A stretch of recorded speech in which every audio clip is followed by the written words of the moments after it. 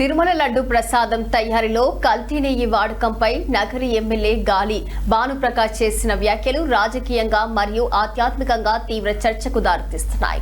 గత వైసీపీ ప్రభుత్వ హయాంలో తిరుమల పవిత్రత దెబ్బతిందని ఆయన చేసిన ఆరోపణలు భక్తుల్లో ఆందోళన కలిగిస్తున్నాయి.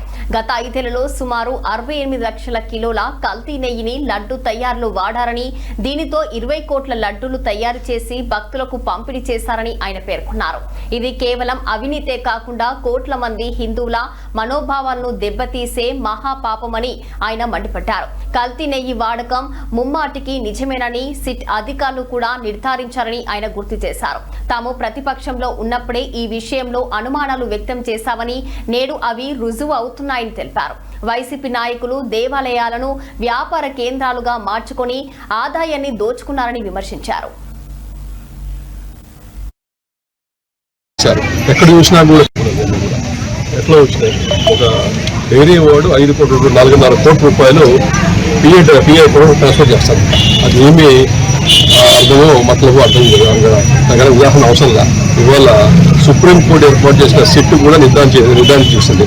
ఇది ఖచ్చితంగా కల్తీ నెయ్యి వాడారు అనేది. దరిదాపుల్లో 68-69 లక్షల కిలోల కల్తీ నెయ్యి వాడారు. అది మనం చెప్పింది కాదు.